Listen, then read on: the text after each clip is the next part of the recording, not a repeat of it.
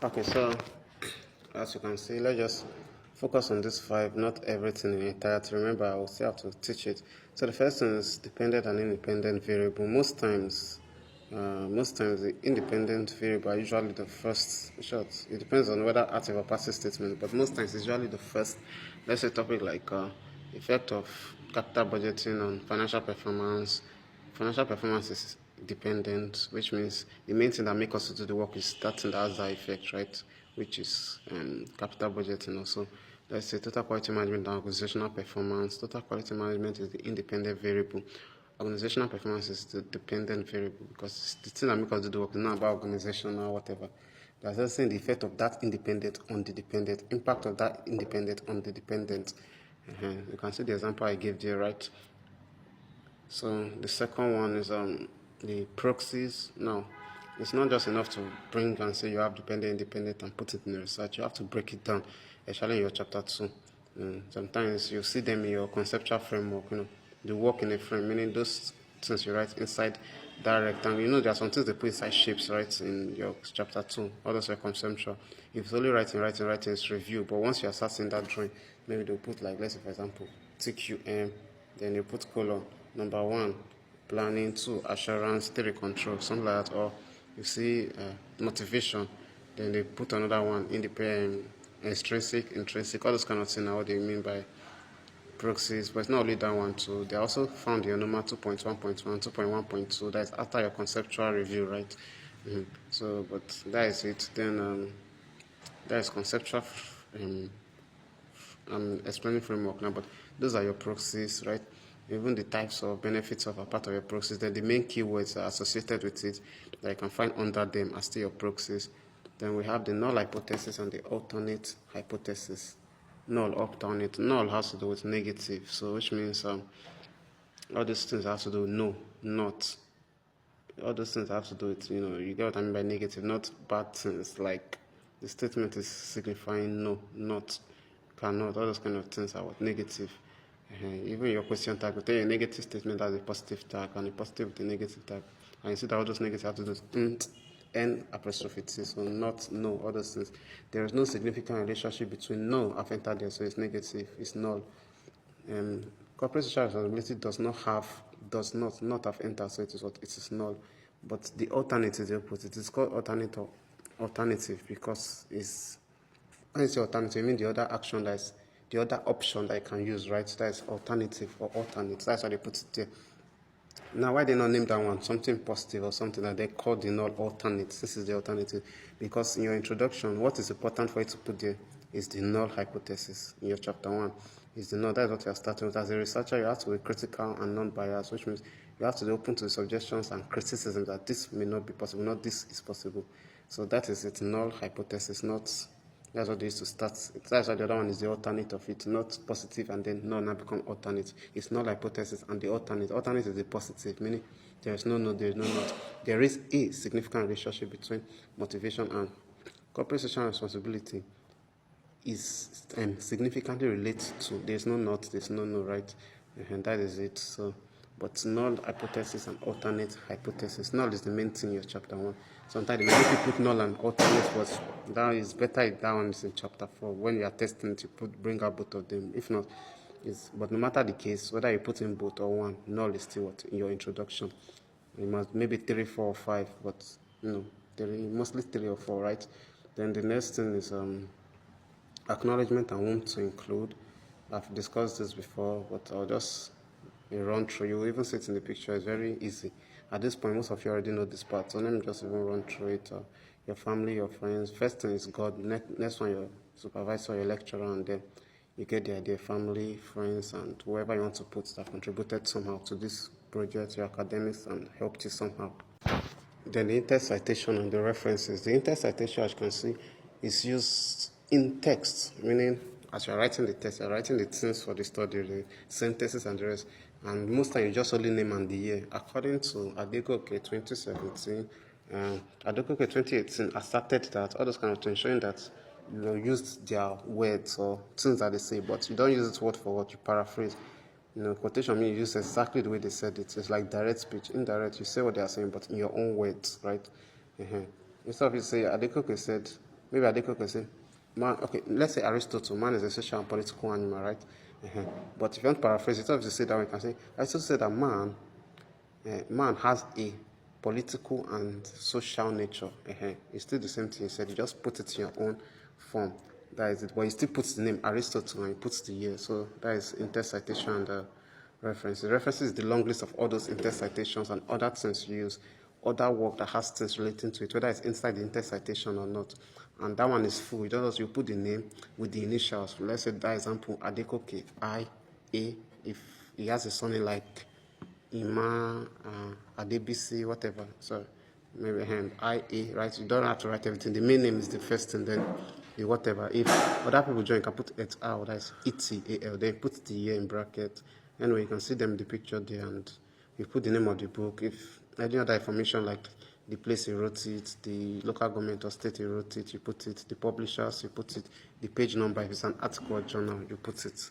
Then we have the Likert scale questionnaire, structured, close-ended. Close-ended question already means, I know you can see it there already. Close-ended question already means that the options are provided for you. Now, so you can give your big, plenty opinion, yes or no, strongly agreed, agreed, blah, blah. When it's strongly agreed, agreed, undecided, disagreed, and strongly disagreed is 5. That is 5 options, 5 points, scaled, right? It's still Likert. This Likert was the one that brought it about. Then when we have a 2 scale, yes or no, right? Those are the options. The 2-point scale and whatever. But close-ended, that is, all those things are close-ended. You don't have your own opinion towards it. It will still even reflect in your questionnaire format at the end of the project. Then, as a researcher, that is the word I, because you are not the only one. That research is bigger than you. You are not the only one that actually created that research. You use the word, you don't use the word I on my work. And that research is bigger. That work will be going on before you and will still continue after your own work. Another work will still come from that the same research work. So instead of using I, you can use the researcher. Instead of I did, the researcher did. You are the researcher of this current one. So you are the researcher, right? Instead of using my work, you can use the research work, the study, things like that. This study, this research work to indicate that it's this one you're talking about. Then we have overview of chapter 1 to 5. Chapter 1 is the introduction stage of it. Chapter 2 is the research method, is the review of related literature, talking about it extensively, the conceptual side of it, everything as an idea, types, benefit, all those proxies. The theoretical side of it, the theoretical review, is hardly a framework, but it's framework when you put in those diagrams, like I said, things inside what? The shapes, the frame of it. And you know what the framework is? Anyway, the theoretical framework talk about theories. Yeah, there are theories that relate to your work. You must put 3, 4, or 5 relating. Then the next one is the empirical review. We are going back to work that people have done that concerns yours, and which shows that your work is adding. That's what we're talking about, right? Empirical review shows people have done work related to you. Maybe different case study. Maybe some words look different. Your own might be effect. Your own might be impact. Your own might be financial performance. Your own might be banking sector. But it's still the same thing somehow. So you bring in the styles, the whatever, the research methodology, everything they use, the method and the design, everything they use, the main important things they use, and put it there. Those are empirical review. Then this thing I wanted to talk about is also part of it. As long as you have empirical review, which your work must, you are adding to existing knowledge. Meaning you are not the first person to create that research or do that research. You are only contributing to your own version of it, your own topic of it for that research. But that research, that topic has been going on maybe before you, and those empirical review proves it that those work has happened. So when you have empirical review, just know you're adding to existing knowledge, not creating new knowledge.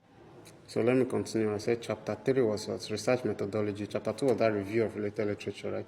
I stopped at empirical review. Chapter 3 is research methodology, where you have your research design, sample size, population, sampling technique, and other stuff. And the chapter 4, those are things for another day, obviously. Chapter 4 is your, what is the word I'm looking for? Data, presentation, analysis, and discussion of findings. That is chapter 4. And chapter 5, the big one, no, not the big one is chapter 2 anyway. Chapter 5 is summary of findings, conclusion, and recommendations, right? Summary of findings, you bring out all the findings you have, you bring them out, state them. I've explained that you don't list them, state them. Then conclusion, that is 3, 4, or 5. Findings, I will explain different findings and hypothesis. Conclusion, not just you get the idea about all the whole work. You just bring out conclusion. You know how to do conclusion. recommendations, 4 or 5 things, because if there was statement of problem, it means that you saw something that make you do that research. Sometimes that doubles as a research gap, but a more extensive view, a more sentence paragraph view, not number one, number two kind of thing. So for you to see those things, it means you saw social symptoms and make you suspect. Before you say, is this person pregnant or not? Maybe you see a big stomach, you see vomiting. Those were like the statement of the problem. So recommendation, now, let's say for example, now you now describe a person is not pregnant. Recommendation can be 1, taking a drug to avoid excess vomiting. 2, taking care of the stomach so the stomach will not look what big and protruded. You get the idea. So the recommendation to make it better that someone else will not sit and think he has this problem, because the research is a problem. Yeah, this is a problem. You should know that by now. You are taught in your research and you think you're year 3. Different between findings and hypotheses. Hypotheses are in the initial stage. In science, it's called wise guess. It's, at least before you do something, you are having an opinion, right? Even if from your introduction as a researcher, you must put in null. You can say I have an opinion that I believe is positive. A lion has tail, does not have tail. I believe he has tail. You have not experimented. You have not find a lion, carry it to the lab and check or anything. But when you now find a lion, don't even carry it to the lab. So if you use eye experiment or you carry it to the lab or whatever, somehow you now say, oh, I believe that. Now it has it. After you tested it and you have seen it, it becomes a finding. And from there, it creates what they call theory when you're bringing assumptions and the rest. So that is different. Findings are still hypotheses. Why hypothesis you can bring in 2 when you are testing it, the null and the alternate. Findings is just 1, the answer to it. And it's still the hypothesis, but it's either the null or the alternate. And remember, your test, if the hypothesis are 3, 4, 5, findings are 3, 4, 5 also. It's the same number. The same thing to research questions and your objectives. It's 3, 4, 5. We'll get to that. Then we have the format of questionnaire. I gave it to you. You have letters you also write there to the organization, obviously, before you give them a questionnaire. If you want to be realistic, it is also there. You can see it there already. Then, so the preliminary statement of problem and limitations is a different statement of problem.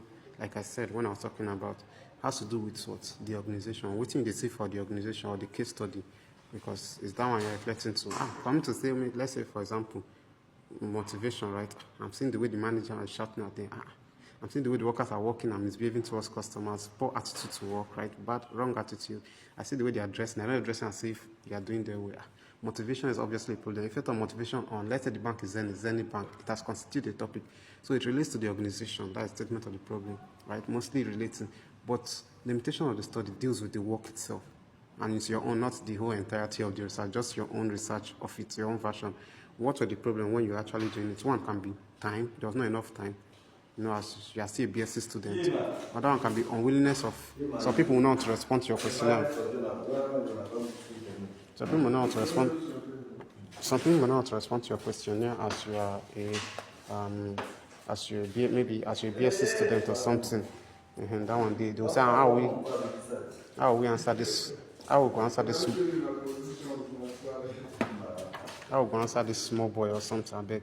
Another one can be, you get the idea now, the cost of it. Maybe there's some money used to print and produce those questionnaires and photocopy, because obviously it depends on your sample size. If you are 30 something, you must do 30 something. So that is limitation study. The problem you encounter when you're actually trying to get data from the respondents, trying to do the whole research. Some might be inaccuracy. You give 30 something, they give you back 35. You give 37, it's inaccuracy, right? And so that is different. The problem is the things you see in the organization, the symptoms that make you feel like they have the problem. But the limitation of the studies, when you're actually practicing the research work, what were the small problems you yourself encountered during this research work? Then preliminary pages, the pages before your chapter 1 to 5, right? And you have things like your cover page, which you have your name, your reg number, the topic, in partial fulfillment to the blah blah blah, and the year, the month and the year, right? That is one of it. That is what the cover page just is. Then we have the second one, which is the title page. The certification page. That one is okay. There's cover page and title page. Cover page do not have impartial fulfillment, whatever. That is the difference. Both of that are the same thing, but cover page do not have impartial fulfillment for the award of BSc, whatever. It's title page that has it. Then there's so if you see cover page and title page is correct, the acting will appear twice, but the first one will not have, the second one will have that impartial fulfillment, but the rest are exactly the same thing. Then the second part, we have for accounting, you'll see what they call declaration. Okay, there's one. You'll see what the other doing something. What I think follow come back? We'll see what they have the declaration, right? There's the declaration, which is for accounting, where they will write their own name, they will sign and everything. There is the dedication, right, which shows who you dedicate. Mostly it's usually God. It's not even usually long. But you can dedicate it to maybe anybody late to your family or one big name like that to your family. Then that is dedication. There is certification, show that you not just write it, it was approved, it was supervised. Your supervisor name will be there, your reg number and name. Your reg number and name would be there. All those things I'm showing to you in picture form. So your reg number and name will be there. Then there's the acknowledgement, right? It might not be. So like I was saying, the dedication page, the declaration page, right? Okay, I've said down the dedication page, dedication certification, show that what your supervisor will sign, your HOD will sign, show that you not just it was certified, it was licensed, it was known, it was approved. That is certification page. I'm a certified loaner, right? To show that you're not just a loaner, you're approved one, you are recognized for it, law recognizes you or something. In this case, law of the school. Your HOD and your distance. So certification page. Then which other page? There's table of contents and then there's abstract. So there's another one. But there is the dedication of table of content, meaning you are going to write the page where all those your preliminary page, including that table of content is. Yes, it will also be inside table of content is. Then the chapter 1, chapter 2, all those you'll be writing them what each of them have, the page numbering they have. At this time you could have seen the page number, you'll be putting it here. There are a list of tables for accounting students mostly because who they list tables for business. But I guess it also still depends on the supervisor anyway. The list of tables, all those tables you put your data presentation, you put it there, and data presentation is just a whole lot of tables. First 4 or 5 or 6 are usually the demographic, which is age, the number of years worked, the whatever, all those things, the gender. So that is the certification page. And then the next thing, sorry, not certification. That is the other page. That is the list. Okay, I said we don't need to list tables in accounting, as in business, but it depends on the supervisor. Then any other thing, even references and appendix sometimes are still put in with your page numbering inside the table of content. Then it's the abstract, the summary of your project, but all depends on that. In fact, I think even do actual summary for you if you use on that defense that day to help you out. If you're wise enough, so you can even put it on look at you to help you out and it does. But 4,000 and above. Highest I don't know you, I too like you 3,500, not even 3,000. If you also do it outside, and you might not even still do it as good as you. So it's not only about the price, but I'm not using this site to advertise. I'm just telling you because this abstract summary will not contain theoretical review, and theoretical review is part of the importance that so take note that anything you might not say in a project and it's important, because I'll teach you the important things to say, right? That is important because you have only 5 minutes, you're not saying everything, and besides, you're expected to know all those things. Some people call it their project the day before the project, and it's usually the supervisors for they know that one. So I'll teach you the important things to say. It's not everything you say in that 5 minutes. It's not even possible. The important is now masters they do 10 minutes and above for project defense, and still it's not even enough for them. And to say it in a way that it should look offhand, right? Even the greeting, I'll teach you that one to say. So that is for the project. This thing. So what am I talking about? Okay, that 5 minutes. It's only 5 minutes, so I'll teach you the important. So that I'll talk about summary, right? So abstract is a summary of it, but it's not everything except about the summary. There are some important things you never find here. Data analysis techniques, some abstracts will not have it. Some abstracts, they don't even do it well. So it's up to me to still create a summary of that whole thing. Some people, some of you agree that even your project, it's somehow. It's not looking like a project. And if you go there, since it's not the person that, that will still be in your panel, the panel people might still, but if you follow this general method, you will have hardly any issue. And I say sometimes whatever you don't say is what they might ask you in this important point. So you can see it as a trick question. You might decide, okay, I don't want to say theoretical review, but I know it. They'll say, okay, what's your theoretical review? You understand? But if you still do well, they might just clap for you and say, go, without have any question. It has happened before. My set it happened before. It's hard to get A in project, but I did. It happened before.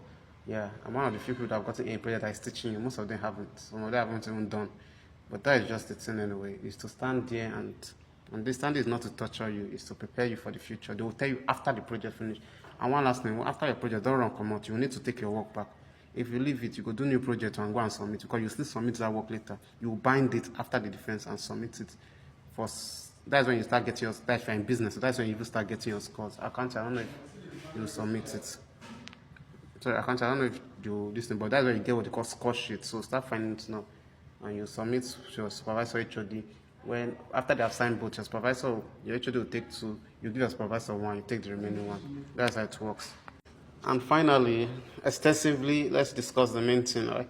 Chapter 1, where we have the introduction. And each of them, if it's chapter 2, you see 2.1, 2.2. I said 2.1 conceptual, 2.2 theoretical, right? So with each sub category you're putting, you're adding another point to it, and you're putting another. So 1.1, which is the first one under your chapter 1, which is introduction. 1.1 is your background of the study. We talk extensively what the work is all about. Usually in the first paragraph, what the work is all about, the origin, the history concerning the work, the present updates concerning the work, what is important, what's the impact of it and all those stuff. Then second paragraph is for the case study of it, the history of it, how many staffs they are. That's if it's not staff is plural. So the 1.1 background. Okay, I was explaining the case study aspect of it. That's the second paragraph. The history, the whatever of the case. The third one, the important information of it. That is the third paragraph. Second paragraph, the first paragraph I'm talking about is for the independent variable, all those things I said. Second paragraph, do the same now, but for the dependent variable. You understand at this point what they mean now. Then the third one will not be the case study. So at least mostly 3 paragraphs, long. Yep, it should be long as you can make it. So if you can even pass 1 page, enter 2 pages, if it's still 1 page, but let it long. The statement of the problem, obviously, those symptoms, like I talked about, is the statement of the problem. Those things you see that make you feel like, I should carry this research here, this is it. And it's organizational based, right? It depends on what you saw in the organization. The third one, and you actually say like a problem, like the research, due to blah blah, the problem observed are all those kinds of things, you know how to introduce it. Then the third one is the objective of the question, which is still somehow triples as your question and hypothesis. It's just in the format it appears. But the main objective is your topic. Yep. This main objective is specific objectives. The main objective is your topic. So if your topic is effect of let's say effect of training and development on organizational performance, right? Let's say for that, your topic on accounting, basically use effects, not impact. Now others don't use effect, impact, but accounting is effects mostly they like to use. Trust me. Then even your primary, or I forgot to talk about that one. Primary or secondary data. Primary data, you go to the field, you actually meet the bank people, you collect questions, and most time we don't do that, but we will do that. Secondary data means you just use work other people have done and do yours. Very important. You just use work that other people have already done and do your own research. Like maybe they already have annual reports, they have already conducted census, so it's already done work. It's called ex post facto. That is one account like to use as research design. That is the research design that fits it. For business research design, the one that fits it is descriptive, even tourism, descriptive. But you can use any other one, so I'm just saying. Then if you, for us, okay, I'll come back to that chapter 1. For the research design for marketing, one that fits is quantitative, meaning there's theory, but there's still numbers. Quantitative, there's theory and there's still numbers. But quantitative has to do with numbers, calculation will be there, right? Then the population, you can go online, check the details concerning the organization, how many they are, whatever, present this thing. And you sometimes it's advisable you write the source, except in cases like account, the right source of data collection. If not, you just put it there. The source of how you get the population. If it's from a website, just write the name of this site, but don't write it in www. Right? If it's Edu Project, let's say from Edu Project, I got this.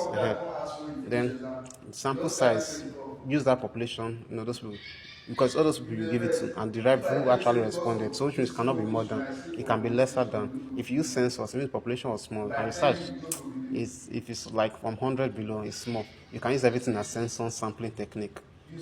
The technique determines how you get the sample size. So if it's census, you are using everything as your sample size, like all of them.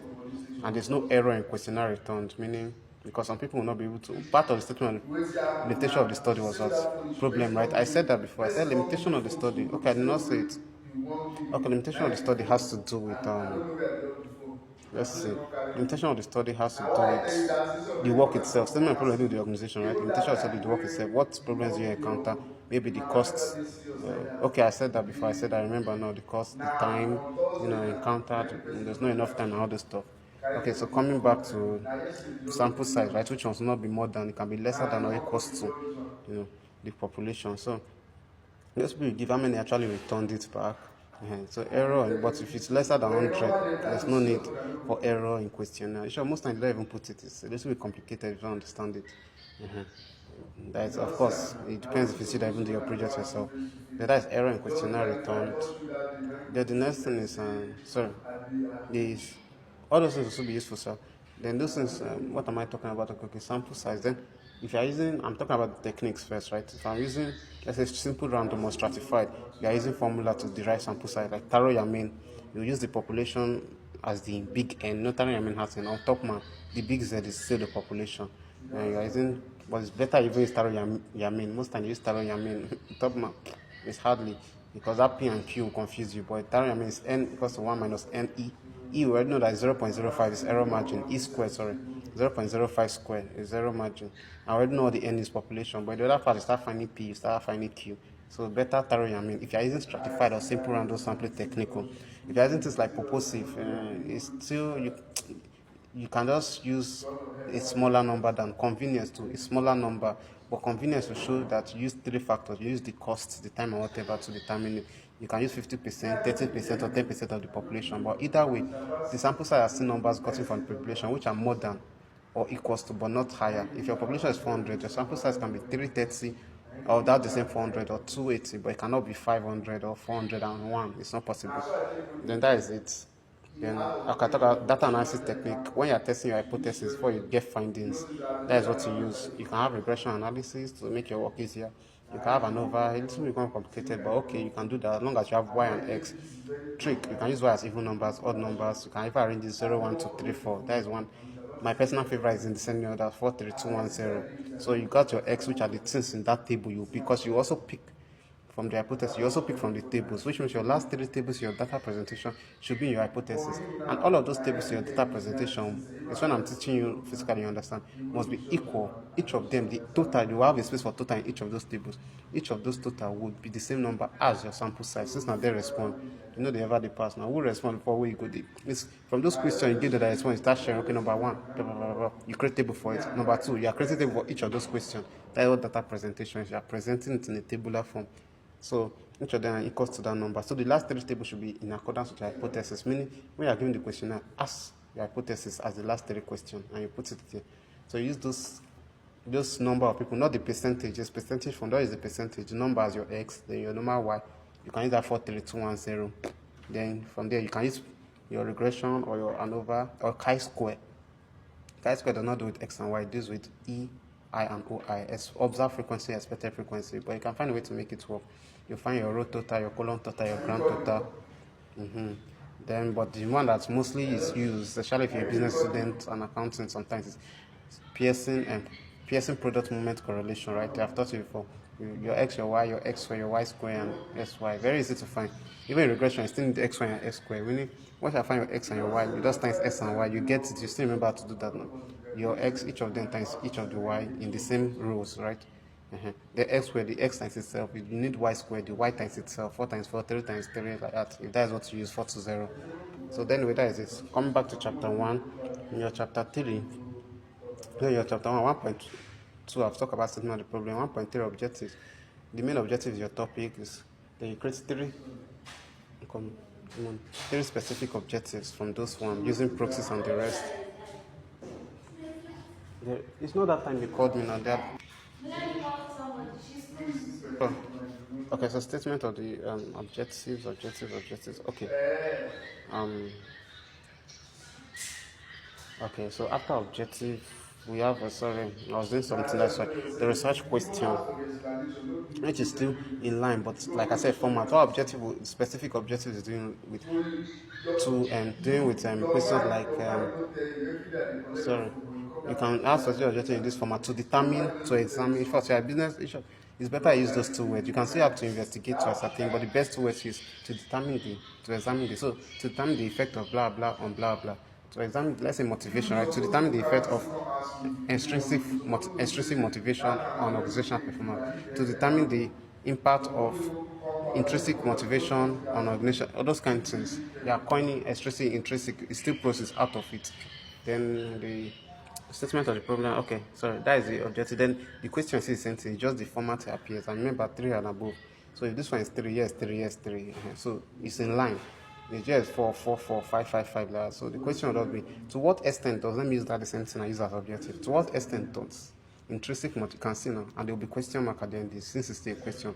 To what extent does intrinsic motivation affect blah blah or impact? I used impact before. If I use effect, that's going to be affect. To what extent does extrinsic motivation impact? And when you're putting all these things for the objective, your search question and hypothesis, the case study must be there, meaning the organization or whatever you're working with must be there. And then the hypothesis will do a format of, especially when it's not, there is no significant effect of intrinsic motivation on organizational performance using the same thing I use. There's no significant effect or relationship between, if you use effect is on, if you use relationship is between, relationship between intrinsic motivation and organizational performance. There's no blah blah on blah blah. So their own is there is no, this is not, or extrinsic motivation does not, but just make sure it's not. It can appear in that format too. Then significance. Why is it this study important to the whole research? It shows that it adds to existing knowledge. Talk about some certain other importance of it there, but you don't need to list number 1, number 2. It's not important. You can list if you still want. You can even browse that one too online or using your AI to see show you. But it shows that it's important. Scope of the study shows the how you dwell with it. Bring out the process. Talk about the dependent. Tell us which one is the dependent and independent variable. That is in the scope of the study, right? You tell us the process of which you decompose it in, where the area of which you are studying, which is the case study. Then you are through. That is the scope where it dwells within. Then you have the limitations. I've explained that. The one of the work itself, when you're doing the work, the challenges encountered, and finally, just pick like 5, 6, 7, 8. 5, 6, 7, 8, or 9 things you want to bring out. That is what they call definition of terms. 5, 6, 7, 8, or 9. Just bring them out, and you define them. Some of them put them with in-text citation. I think by this point you should know the difference between in-text citation and references now. So you just bring them, and that is it. So that is the end of this for now. Let's see how you are able to cope with it. Okay, bye.